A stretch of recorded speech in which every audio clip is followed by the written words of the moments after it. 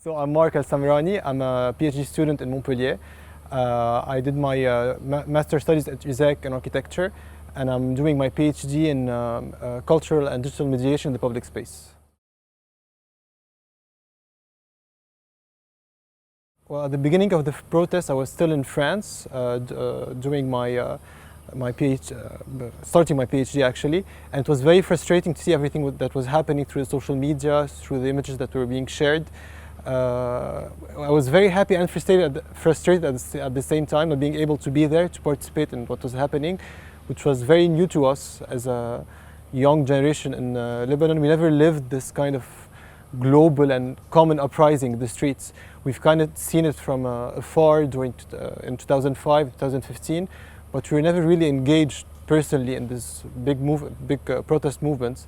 And on a personal level, I wasn't really involved in the political sphere in Lebanon, so it really was an awakening for me to be engaged in this way in the country.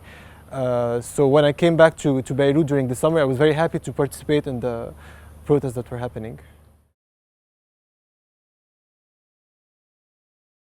Yeah, because I think it was, as I said, on a personal level, it was the first time I was engaged in the political sphere in Lebanon. I wanted to understand what was happening, why it was happening, and it was very cheerful to see for the first time everyone united on the streets and using the streets again, because we don't have this habit of using public spaces in Beirut and in Lebanon in general. We never go to Beirut to just sit in a park, to have a picnic, as we do in France, for example. It's habits we do have I do have in France, but I never had in Lebanon. We don't have these practices in public space, so it was very cheerful to see these new practices introduced in public space because of the revolution, alongside what protesters were asking for. But the new usage that were introduced were very interesting to watch and to live.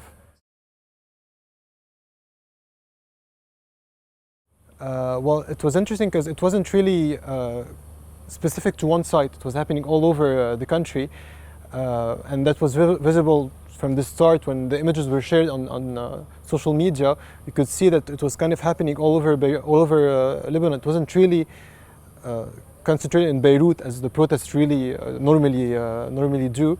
So it was very interesting to see it expand on the whole country and see the exchange of population going from Beirut to the south from the north, to kind of exchange experiences of what was happening.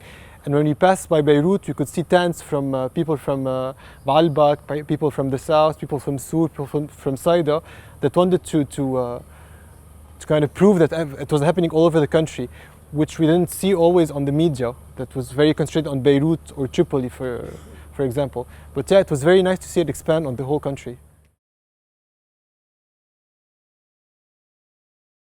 Well, I didn't really understand before the revolution.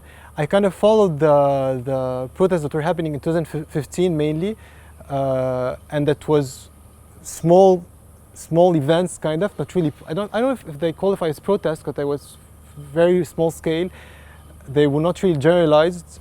It was mainly happening on the social media as well.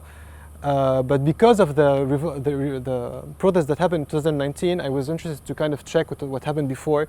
In 2005, for example, with the Syrian occupation. So it kind of put in context everything we lived through as a country and as a society in Lebanon.